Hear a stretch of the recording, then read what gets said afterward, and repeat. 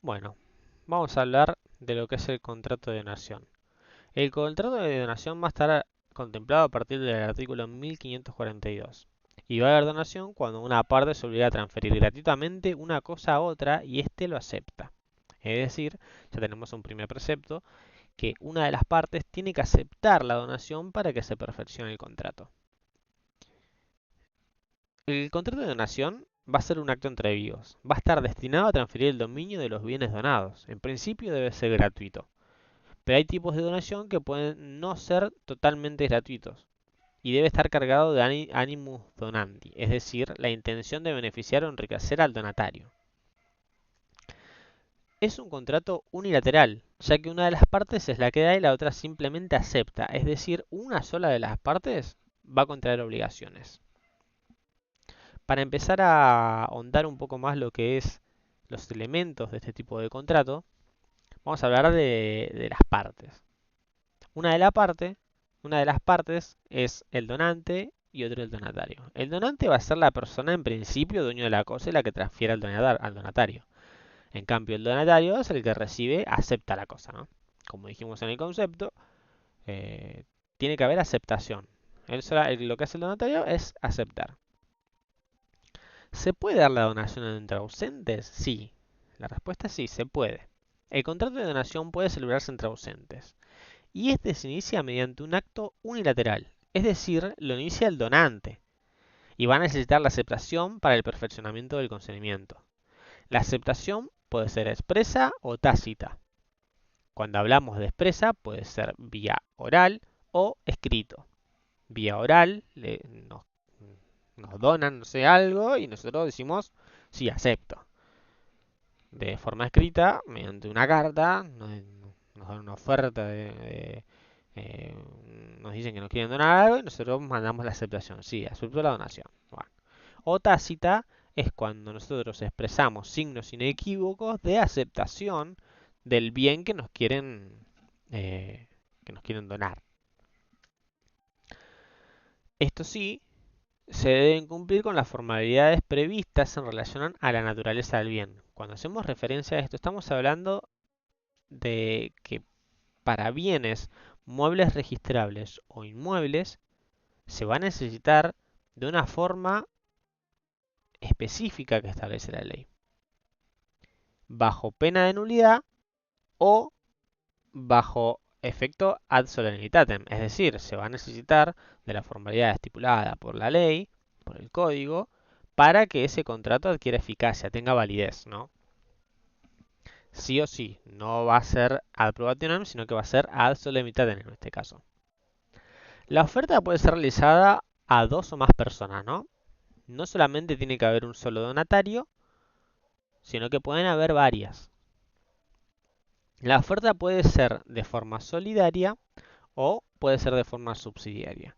De forma solidaria, la aceptación de uno va a aplicar a la donación entera. Es decir, si me quieren donar algo a mí, me dan una oferta de donación a mí, a mi hermano y a mi hermana, de forma solidaria, si yo acepto, ya estoy aceptando por todos. No importa que las otras partes no se hayan expresado.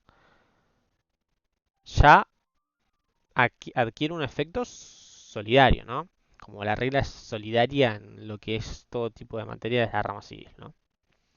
Y cuando hablamos de la forma subsidiaria, en caso de no ser aceptada la donación por el primer beneficiario, recién ahí nace para el segundo. Es decir, cuando hablamos del efecto subsidiario, hacemos referencia de que estaba yo, estaba mi hermano y mi hermana. En caso que la oferta me la hagan a las tres, pero de manera subsidiaria, mi hermano recién va a poder aceptar o no cuando yo rechace la oferta. Si yo rechazo la oferta de donación, ahí recién mi hermano va a adquirir el derecho de poder aceptar o no. Si mi hermano decide aceptarla, bueno, la donación se hace con él. Si él no la acepta, va a recaer a mi hermana. Y ahí ella va a poder aceptar o no.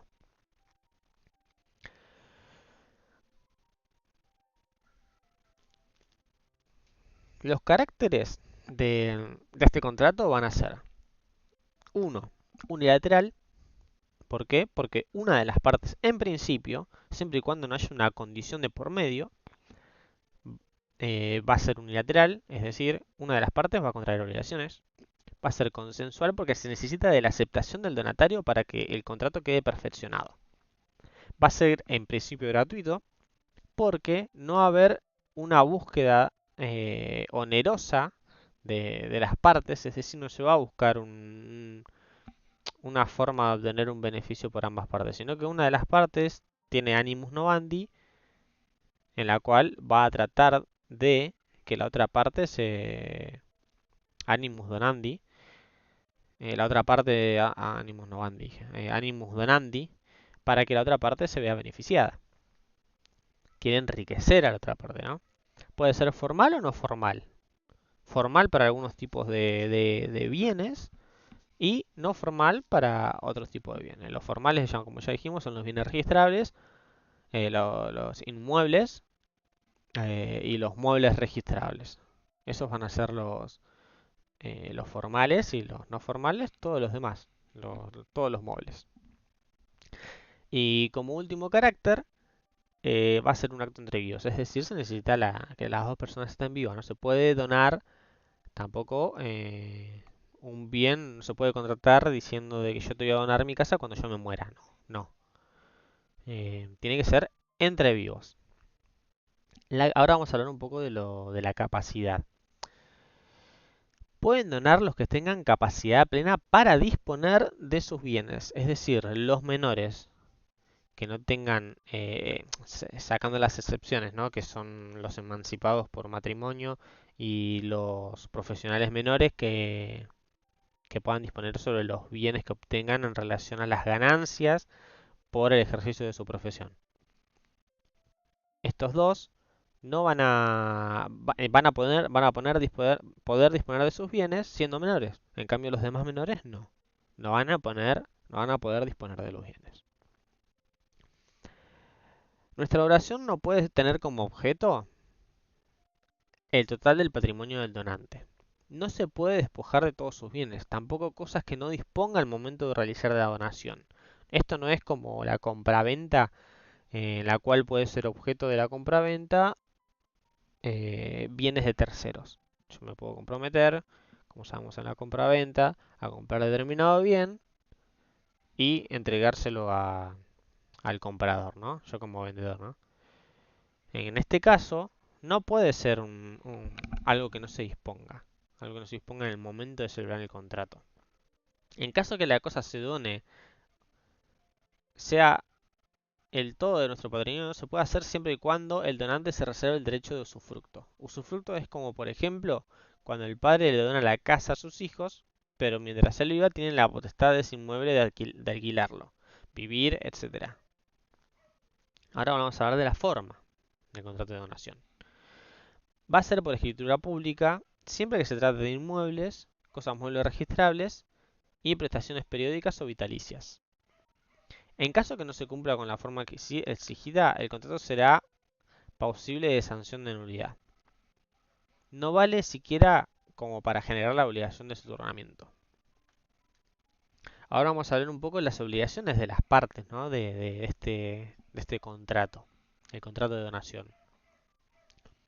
Una de las obligaciones en sí son dar la cosa donada, responder por evicción en los supuestos del artículo 1556 del Código Civil y Comercial, o sea que cuando el derecho del donatario se vea perturbado, o responder por vicios ocultos.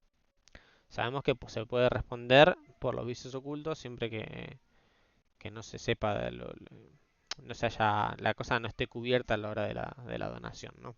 Se puede reclamar, yo siendo donatario. Las obligaciones del donatario. En principio, no asume obligaciones. ¿Por qué? Porque, como dijimos, es un contrato unilateral. Esto siempre y cuando que la obligación, o sea, que el contrato adquiera onerosidad, ¿no? El donante debe prestar alimento al donante que no tenga medios de subsistencia. Puede librarse de esa obligación restituyendo las cosas donadas o su valor si las ha enajenado. De esto se habla bien en el artículo 1559 del Código Civil y Comercial. Después tenemos las donaciones mutuas.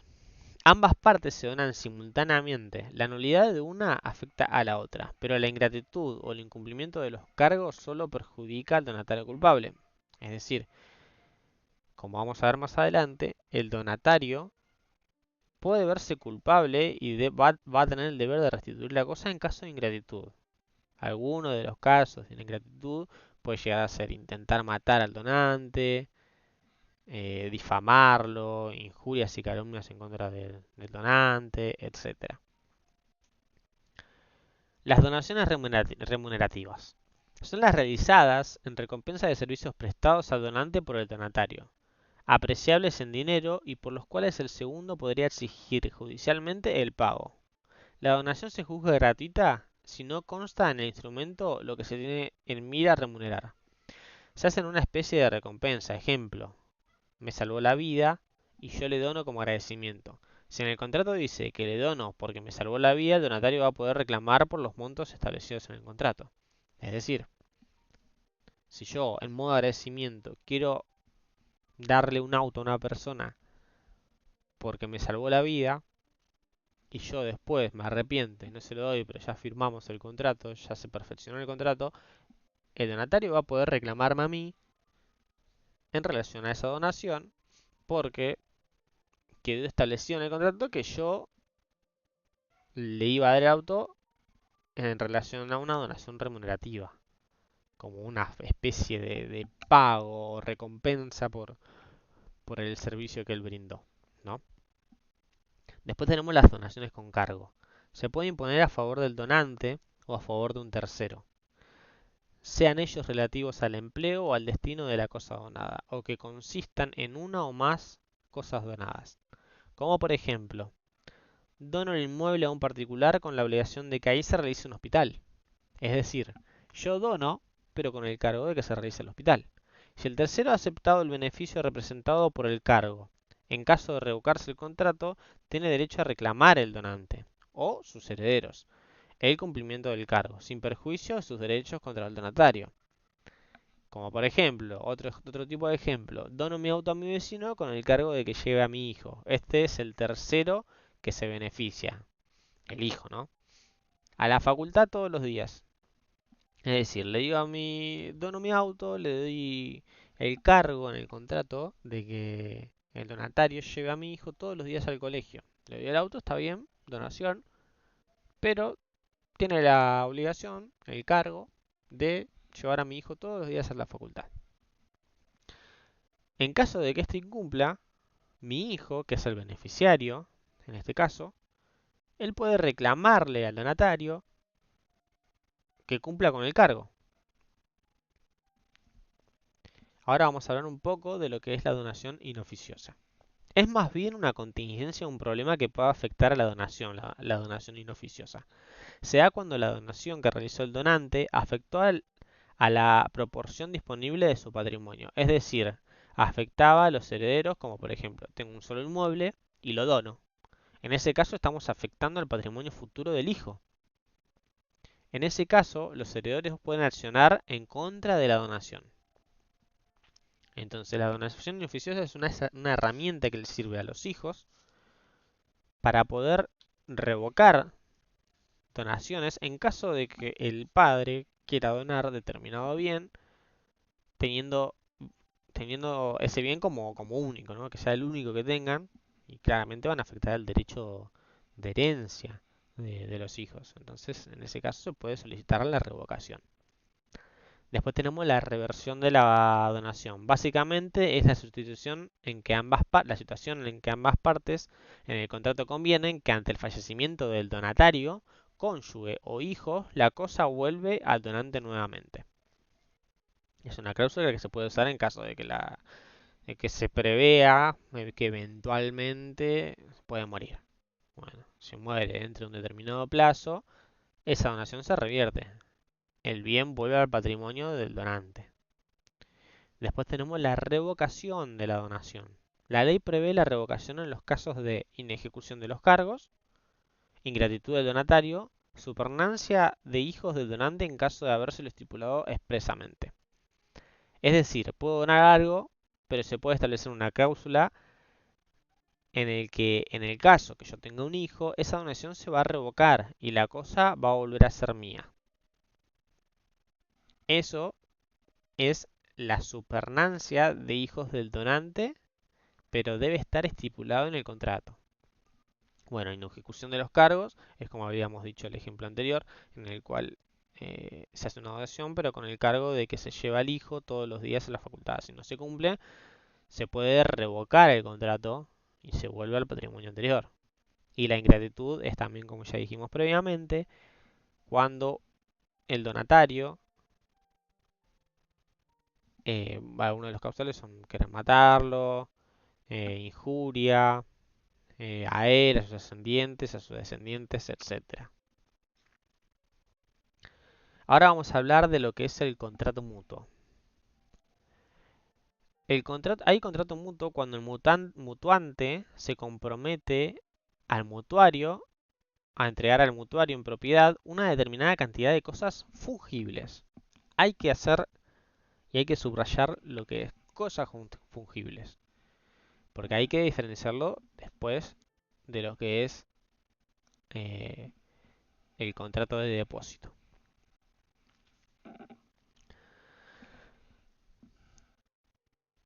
Bueno, vamos a recapitular. El contrato mutuo entonces es cuando el mutuante se compromete a entregar al mutuario en propiedad una determinada cantidad de cosas fungibles y este se obliga a devolver igual cantidad de cosas de la misma calidad y especie. Es decir, cuando hablamos de cosas fungibles, estamos hablando de cosas que se pueden sustituir, como por ejemplo la moneda de curso legal, el peso.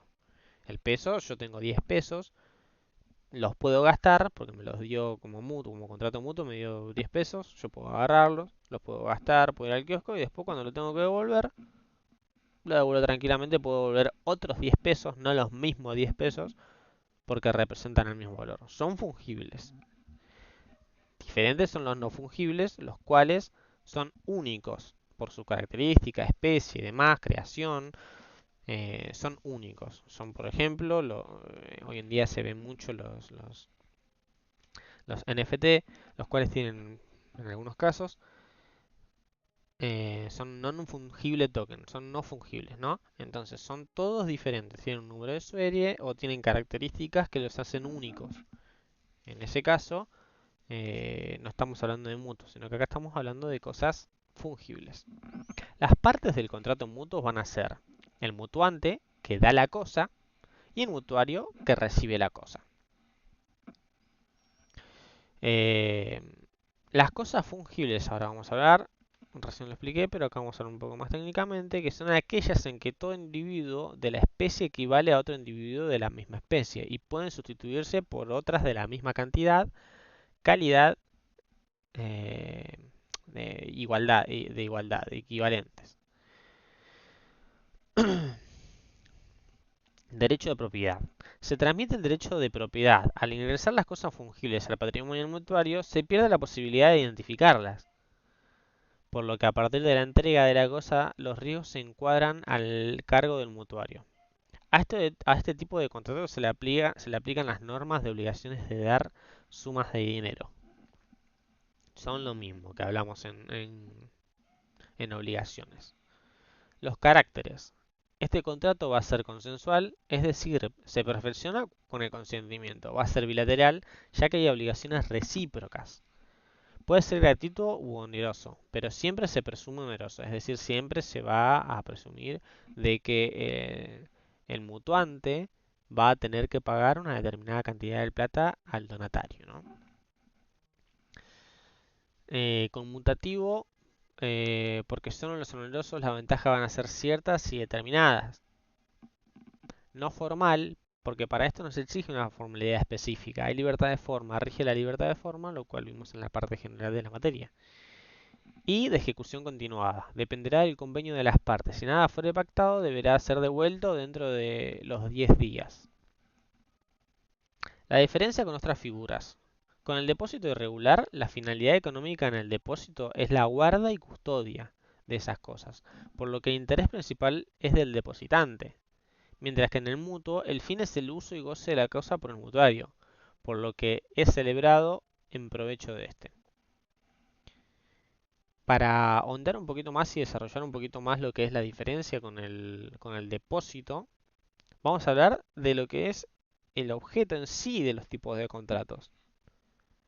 En el depósito, cuando hablamos del depósito irregular, el fin del contrato de depósito es la guarda, tenencia de la cosa, pero guardarla, no usarla, ¿no? Se puede usar, sí, pero la diferencia fundamental está en que en el contrato mutuo se va a solicitar o se busca que el mutuario pueda tener el uso y goce de la cosa. Ya la finalidad del contrato es que se tenga el uso y goce de la cosa, total, como es una cosa fungible, se va a poder restituir.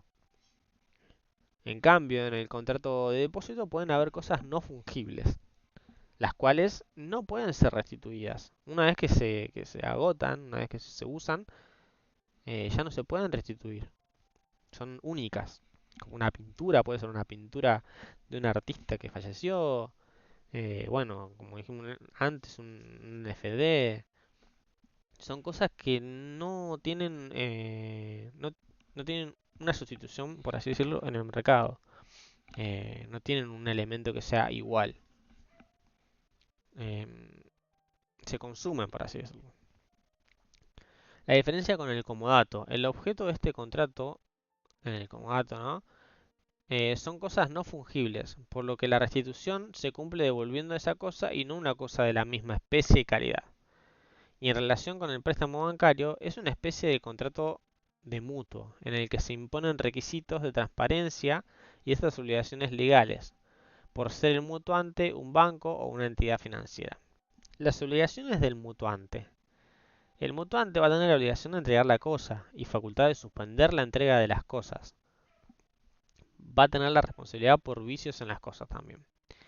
Y la obligación del mutuario va a ser deber al mutuante la misma cantidad y especie y la obligación de pagar los intereses. Es decir, se le da una cosa para su uso, todo bien, pero dentro del plazo establecido, en principio 10 días o si acuerdan algo diferente va a ser otro número, pero en el plazo que establezcan se va a tener que devolver la misma cantidad y especie sumado a los intereses que se acordaron, ¿no? O que establezca la ley. O que se puede establecer judicial de manera convencional o lo que establezca la ley, ¿no? Como dijimos judicialmente, lo establece el juez, legalmente lo establece la ley y convencionalmente lo establecen las partes. Suele pasar mucho con el contrato con los pagarés, los cuales eh, siempre se fija un monto mensual de intereses, es el monto pactado, el interés pactado por las partes. Después tenemos los intereses fijados por el juez puede fijar determinados montos y la ley también puede fijar otros montos. El juez también te puede remitir a tasas de interés que establezcan los bancos.